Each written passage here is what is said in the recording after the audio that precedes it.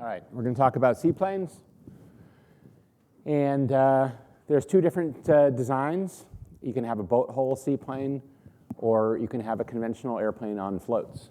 So there at the bottom left is part of the Grumman series. They made a huge number of these around World War II, and many of them are still flying. You can see always probably 15 or 20 of these at Oshkosh every year in different sizes. The Widgeon is the smallest. The Albatross is the biggest. I forget if that's like a Martin Mars up there on the top left. There were some huge, truly huge seaplanes. Boeing, Sikorsky, and Martin, I think, all made huge seaplanes during World War II and just before. The Bush pilots don't like the small boat-hold seaplanes, like the Lake Amphibian, and I guess the Icon they probably wouldn't like if it ever did ship up there to Alaska. I think one issue with the boat-hold planes is they're very hard to dock. You have to design some kind of special dock for them. They're really designed more for beaching, whereas the float planes very naturally come up to a dock like a boat. That's one issue.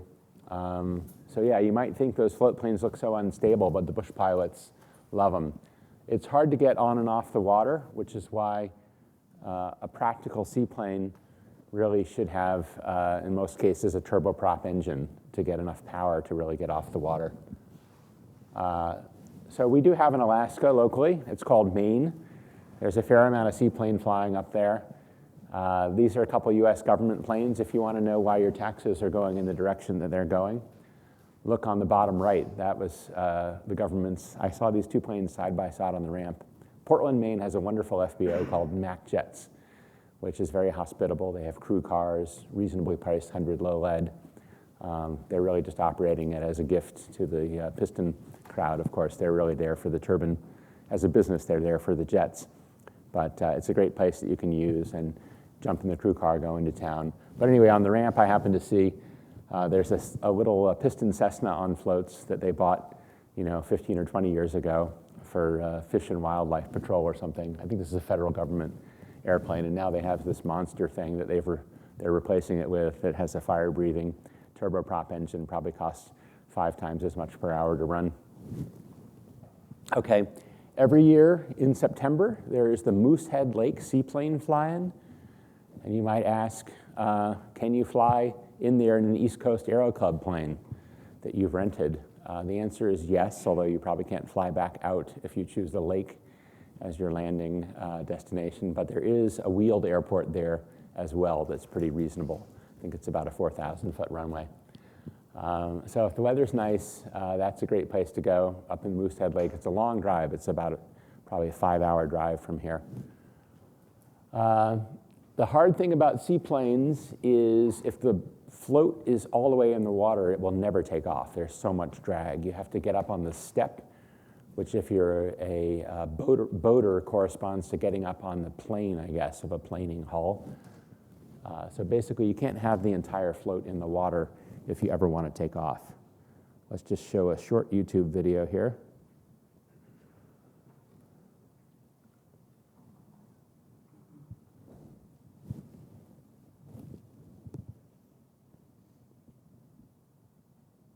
We have no sound. Oh, well, that's fine. So you can see this caravan on floats. I think it's a caravan. It's beginning to get up on the step, and finally it can break loose. Anyway, that's how it's done.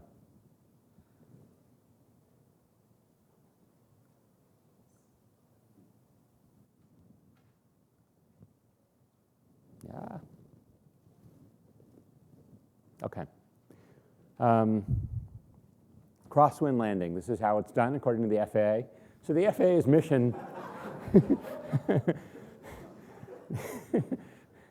the FAA's mission is, in addition to regulating aviation, they're explicitly supposed to promote aviation.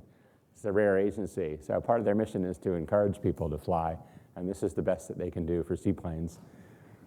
So it does tell you, like I was telling you, the problem with seaplanes is, if you make an error on Hanscom on runway 29, first of all, it's 150 feet wide, and the gear on your airplane might only be 10 feet wide. So you can slide quite a bit left or right before you even leave the pavement. And if you do leave the pavement, you're skidding along the grass. and the owner is going to have some harsh words for you, perhaps. But otherwise, nothing too dramatic is going to happen. This is the FAA's glassy water landing demonstration. So if there's no wind at all, you might think, that's great, that's perfect for seaplane flying. It's hard to judge where the water is. A little bit of wind that causes some ripples on the water makes it much easier to judge your distance.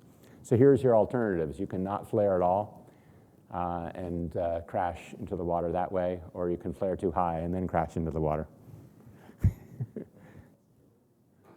What's that? Those are the only possibilities. What's the question? Radar altimeter?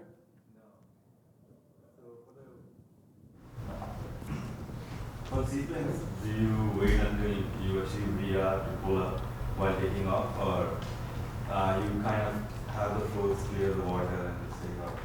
The question is, do you wait until VR to take off, or do you just wait till the floats clear the water and take off? That's a good question. It's so inefficient to be dragged into the water. I think you lift out of the water just as soon as you can, and then you'll probably, float. You'll fly along in ground effect for a little bit, and then finally take off. But yeah, just like on a soft field, like slightly muddy grass or something, the best thing you can do is to get away from the surface that's dragging on you. Great question. All right, here's docking and beaching. So one challenge with a seaplane, if you're all by yourself, is you have to be tremendously agile and nimble to sort of get out of the plane, kill the engine, scramble around, usually the front of the airplane and the propeller, because you're sitting on the left, and I don't know, the passengers are going to get off on the right, and tie up the airplane to the dock. It's very hard to do. That's one of the hardest things I think about seaplanes. And also, if the magnetos aren't perfectly grounded, airplane engines can start by themselves after saying, we shouldn't tell you stuff that's scary. If it's not perfectly grounded by that switch and you don't starve the engine of the fuel by killing it with a mixture, it may be able to start all by itself, at least run for half a rotation or a full rotation and hurt somebody. So you always want to be cautious around propellers and not spin them. But of course, if you're trying to get around the front of your seaplane, the propeller is the most obvious thing to grab onto. Anyway, that's, I don't think I would ever want to fly a seaplane unless there were dock handlers who were going to deal with that part of welcoming the airplane to the dock and tying it all up. But of course, the folks in Alaska, they do this all the time. So have respect when you see a seaplane. So there are a lot of bad things that you can do. Believe it or not, landing in the sea is something that's almost impossible in a seaplane because there's too much in the way of waves. They're really for harbors, rivers, lakes. If you have more than a foot of, if the waves are more than about a foot, it just bangs up the seaplane so much that it'll be damaged. Landing the amphibious plane with the wheels down is one of the most common mistakes. You might think the software would fix this, that you have a database of where all the runways are in the US.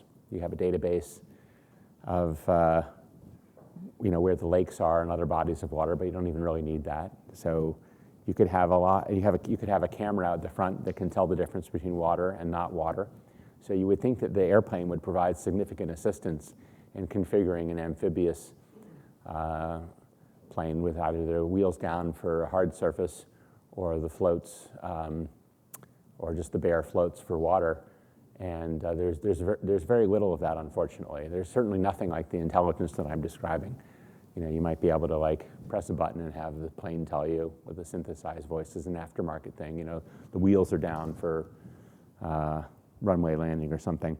So one common thing that people forget, and not that common, but this is an illustration of why you might want a two-pilot crew. But there's a video that's linked here from the slide about a father. Sounds like a good pilot and a careful pilot. He was with his son, and he left the wheels down, landed in the water, flipped over, and the son was killed. Really tragic. So watch that if you want to cry. But anyway, I think it's a good illustration of, an amphibious seaplane operation is a great example of where a two-pilot crew with the checklist would be very unlikely to have that kind of accident. So it also illustrates, how it's too bad that these manned airplanes don't have 1/100th of the intelligence of a DJI drone. There are rare exceptions. Like I said, at Burning Man, the terrain warning system had to be silenced because it was freaking out that we were not going to make it, even though there was a 5,000-foot temporary runway that had been rolled out there by the burners, the Uber burners. Okay, salt waters. People do this commercially, but the airplane has to be hosed off every day because the salt water is corrosive, even to aluminum. Question? Lakes and harbors tend to have a lot of people on there. How do you avoid hitting a swimmer or a boater or that kind of thing? Yeah, how do you avoid hitting swimmers and boaters in lakes and harbors? That's one of the challenges of seaplanes. If you're cleared to land at an airport, the air traffic controller has looked out at the runway, made sure that there's no other aircraft, pretty sure that there's no deer on the runway. The seaplane you have to kind of orbit around. It's a little bit like landing a helicopter off airport to really make sure that there's nobody in a canoe. I will tell you that for my seaplane training up in Maine, I have a seaplane rating that I got up in Maine, and there's a great school up there called Twitchell's. But anyway, if you see, like kayakers, they can paddle pretty fast when they see a seaplane in the vicinity, head towards the shore. But there could be a log in the water. So there are hazards that you can't control and get rid of. So the accident rate does tend to be higher. In the military, I think there's a slide later where we talk about that. They've gotten away from seaplanes and into helicopters for that reason. Because the helicopter, you can be down to within 2 feet of the ground and say, I don't like what I see, I'm going to go somewhere else. The propeller tends to get beaten up. You'll see some seaplanes designs where the propeller is up high and in the back, and that's to keep the water. The propeller is going near supersonic speeds at the tips, so if it gets water on it, it'll be eroded. Same deal with flying your airplane in heavy rain. You can get erosion on the leading edges of the wing and on the prop. All right, so the seaplane pilot skills include a lot more judgment. To some extent, there'll be the dimensions of these lakes, and even in Alaska, there's even a lighted water runway. But generally speaking, you don't have a lot of information to go by, so you've got to evaluate all this stuff by yourself. One thing you can do, I'll use this coffee cup as an example. You can usually see where the wind's coming from. If there's trees all around the lake will be calm right next, let's assume this coffee cup is a tree. The lake will be calm and glassy right next to the tree, and that tells you the wind is coming from this direction because that part of the lake is being sheltered from the wind. So you can actually read the wind off the lake by looking at which parts are rippled and which parts are glassy. But you still have to decide, are there floating logs in the water? Are there swimmers? Are there boats? Here's some unusual skills that you have to have. Well, you might have to have after maintenance or to get the airplane maintained. I don't know why we don't have sound. I guess it's muted.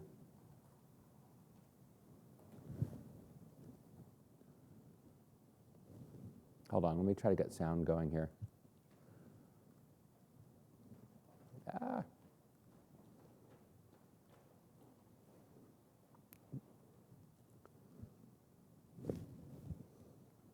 We're going to get sound for you. Maybe.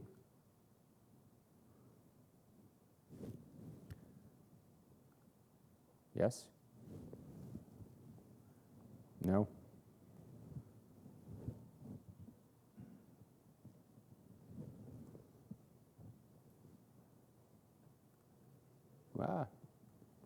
What's the deal? Andrew, you think there's nothing coming from here?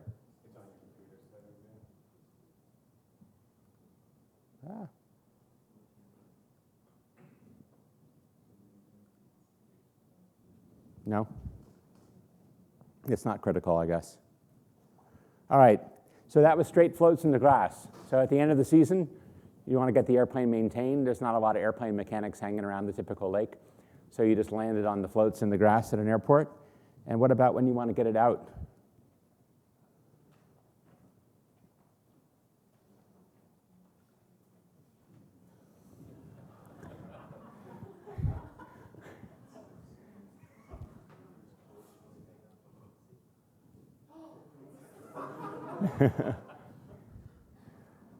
Yeah, to get the sound, watch that at home.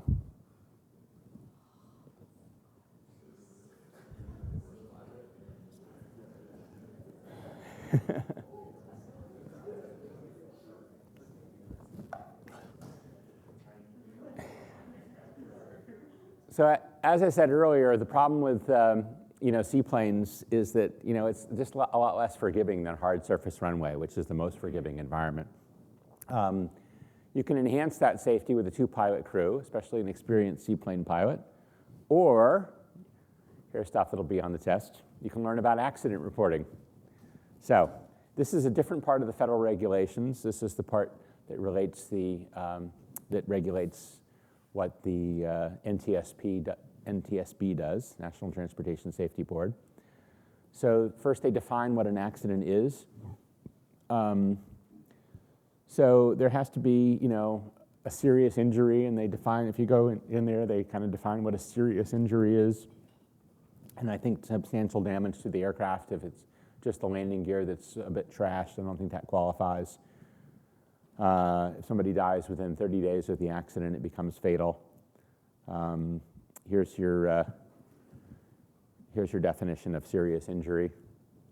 Not too much fun. You have to immediately notify the NTSB if the flight controls malfunction. They don't really care if the Lycoming or Continental piston engine fails in some way.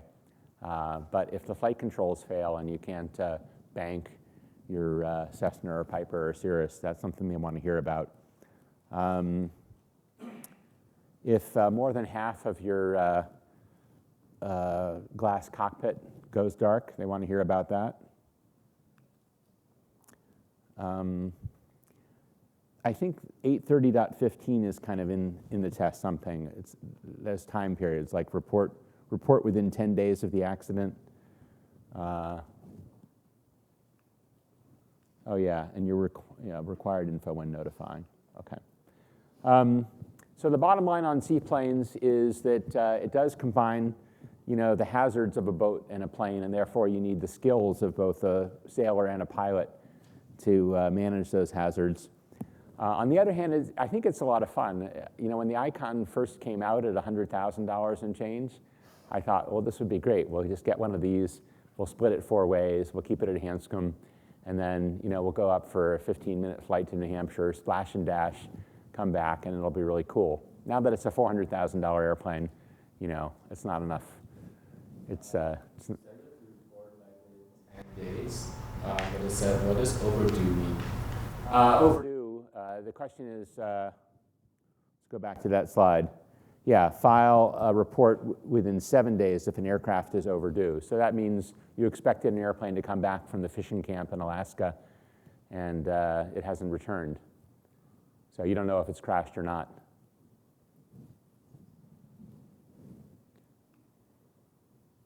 That was like me. Remember I told you that story about landing at PDK in Atlanta, and I forgot to close my flight plan, and so my Diamond Star was considered overdue, and I kept rejecting calls from an unfamiliar phone number. Not my proudest moment. All right, so insurance is kind of expensive, as I noted, especially for the amphibs. An airplane on straight floats isn't that much more expensive to insure than a regular airplane. Actually, that's a great way to evaluate risk. If an insurance company is willing to write a policy for a Cessna on floats, it can't be all that dangerous. But like I said, the military has decided let's do most of the things we used to do with seaplanes with helicopters. Question? Related, but different. What about, so our insurance, do we have to have personal insurance? So like if we fly but we hurt ourselves, is our like our medical coverage would not cover that? Because you're saying, well, you're doing something. Oh, no, I think, the question is, does your like regular medical insurance cover an injury from flying? Sure, yeah, there's no exclusion for that. I think sometimes if you get like an umbrella liability policy, they say, well, that's great, but we're not going to like pay out $5 million if you injure somebody with your Cessna. So they can have exclusions. AOPA has a big insurance business actually selling life insurance at pretty reasonable rates to pilots. So there again, that tells you, when your friend says, you're stupid, why would you fly a Piper or a Cessna? That thing's old, it doesn't look safe. You can say, well, like insurance companies aren't stupid, and they have a huge business marketing life insurance to the members of AOPA who are all flying little airplanes like this. And it's only a 10% higher rate than what you can get in the market elsewhere. Of course, pilots are healthier than that's one issue, right? Since pilots, by definition, have passed a medical exam, they tend to be a little bit healthier than average. Same reason like the military, the death rate of people who serve in the military is quite a bit lower than the death rate of the same age people who are in the civilian workforce, partly because not that many of them are actually in combat, and partly because the military rejects people who are unhealthy.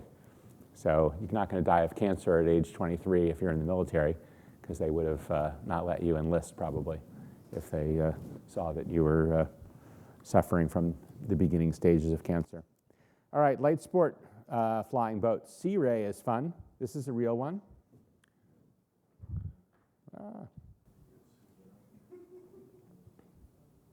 There's 700 of these out there, and they sell it as a kit, and they also sell it as a built airplane. So here it is. Look how much fun. Somebody put one of these on a yacht and flew it in all different parts of the world. They would take off, I guess they would winch it down into the water, take off, fly around, and then winch it back up. And I think they were in some fairly open oceans at the time, and the thing survived. So that's pretty cool. They stuff a Garmin G3X glass cockpit in there. That's the same thing as the Gamebird has. The light sport folks have a lot of flexibility. It has a Rotax engine, which is conventional. The Icon A5 is the airplane. See, look at Oshkosh there. Their booth is always packed. People love it.